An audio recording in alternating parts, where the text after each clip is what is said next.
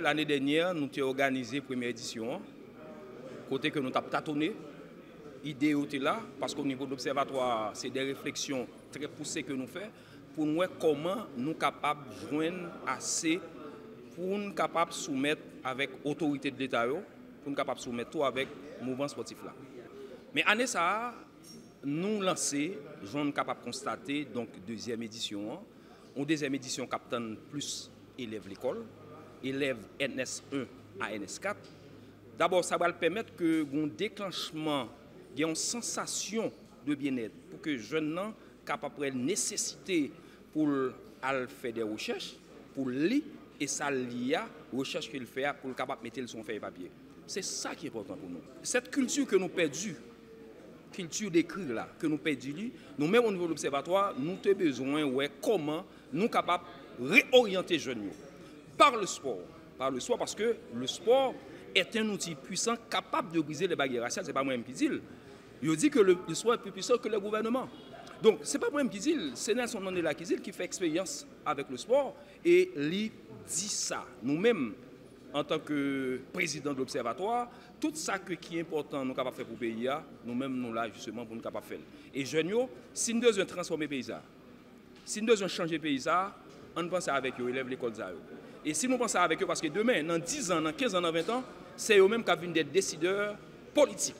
Et ça, nous, lorsqu'ils étaient en bas âge, c'est dit même tout le même, ils vont produire les ovines plus grands. Je suis content de voir mes écoliers ici, notamment du lycée Firmin, pas vrai, qui sont déjà pour la plupart des habitués de la maison.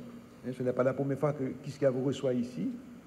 Et c'est toujours avec une fierté que je vois la nouvelle Haïti poindre à l'horizon. Vous êtes l'espoir de ce pays.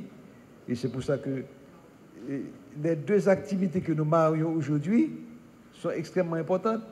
Nous sommes dans une commémoration ici, en fait, dans une initiative qui allie deux choses.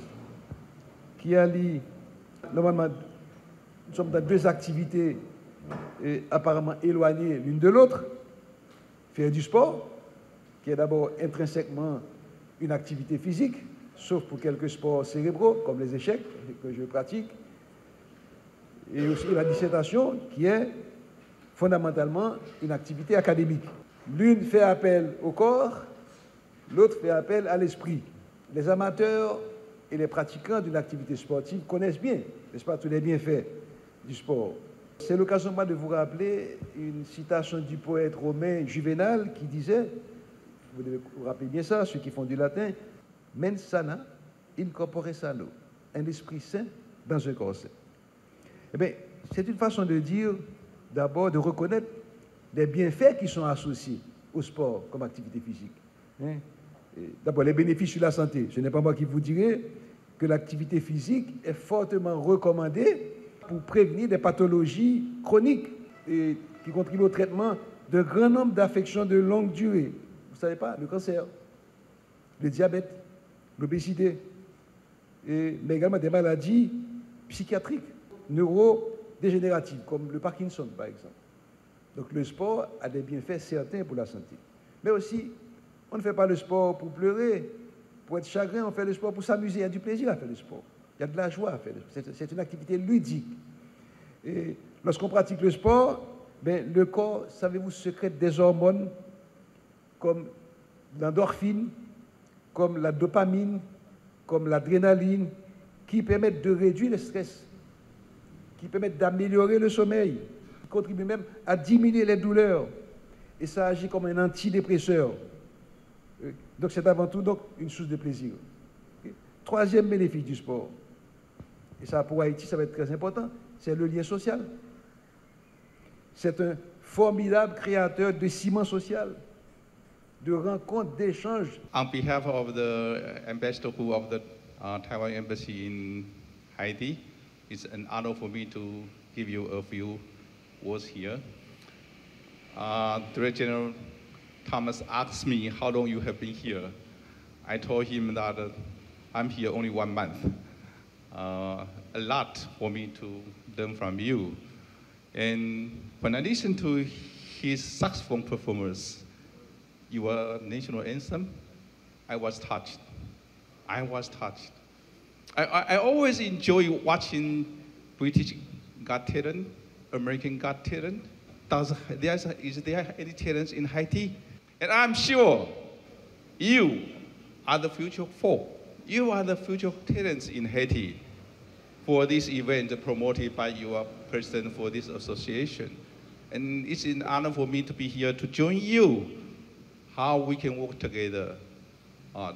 There is a long relation between Haiti and Taiwan, and we will continue to do our best to help each other. You have your challenge. We have our challenge too. So I welcome you to Taiwan, and we offer you some scholarships. My colleague Paul here will help me to explain how you can apply the scholarship to Taiwan, and then we can go start from there to learn from each other, to promote all the career you want to engage, to promote a better tomorrow for you, for Haiti, and for Taiwan. Tout d'abord, je voudrais traduire un peu le discours de notre ministre. Il est ici depuis à peu près un mois et il voudrait apprendre avec vous. Mais quand il a entendu le hymne national, il est très touché parce que les Haïtiens ont beaucoup de talents. On peut travailler ensemble à la future. Notre ambassadeur de Taïwan, il est retenu par un autre engagement. C'est pour ça qu'il ne peut pas venir ici. Après, je voudrais présenter un peu la bourse d'études à Taïwan. Tout d'abord, le sport, surtout l'éducation, occupe une place primordiale dans le développement d'un pays. Avec l'accès garanti à une bonne éducation et la croissance de scolarisation à tous les niveaux, Taïwan a connu une transformation radicale et réussir à mettre un terme à la pauvreté. C'est pourquoi notre gouvernement prête une attention particulière à ce domaine, à l'éducation. Taïwan accorde deux types de bourses des études aux étudiants haïtiens chaque année. Il s'agit de la bourse intitulée MOFA Taiwan Scholarship Program. Il est destiné aux étudiants haïtiens désireux de poursuivre leurs études dans des programmes de licence, de maîtrise et de doctorat à Taïwan. Les boursiers de ce programme ont la possibilité d'accéder à un apprentissage de la langue maternelle dès la première année, selon leur choix. Et de plus, il y a la bourse d'enseignement supérieur international du Fonds de coopération et de développement de Taïwan, Taiwan ICTF, réservée uniquement aux candidats de maîtrise et de doctorat. Les cours sont dispensés en anglais. Les étudiants haïtiens souhaitant poursuivre leurs études à Taïwan sont invités à présenter leur candidature pour postuler l'un des deux programmes. Ces programmes de bourse d'études, MOFA Taïwan et Taïwan ICTF, sont offerts en vue d'encourager les échanges académiques entre les jeunes de deux pays et de promouvoir l'accès aux études supérieures, à savoir depuis 2004 à 2024, plus de à peu près 300 d'élèves haïtiens sont bénéficiés des programmes qui offre non seulement un financement complet pour les poussières, mais aussi une couverture de l'assurance sociale de même envergure que les Taïwanais durant leur séjour à Taïwan.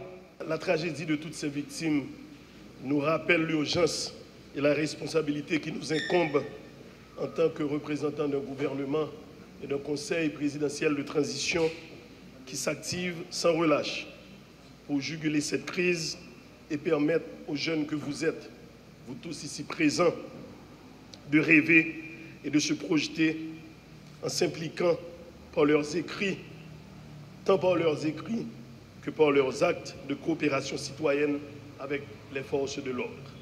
Haïti repose sur une fondation essentielle. L'union fait la force. Cette devise qui a traversé les générations ne prendra tout son sens que lorsque notre jeunesse pourra grandir dans un environnement où l'avenir ne se conjugue plus avec la peur, mais avec l'espoir et l'engagement citoyen. C'est dans cet esprit que l'Observatoire, avec son représentant, le président, M. Edwin Charles, ancien ministre de la Jeunesse, des Sports et de l'Action civique, nous a réunis aujourd'hui autour d'une triptyque qui nous dépasse, qui nous transcende. La jeunesse, l'éducation et le sport comme levier de transformation sociale. En lançant cette deuxième édition du concours national de dissertation sur le sport, l'Observatoire national du sport haïtien et ses partenaires continuent de poser un acte de foi audacieux. Cet acte de foi, le ministère que je représente s'y reconnaît pleinement, car cette initiative touche aux 3 piliers de sa mission: la jeunesse, le sport et l'action civique.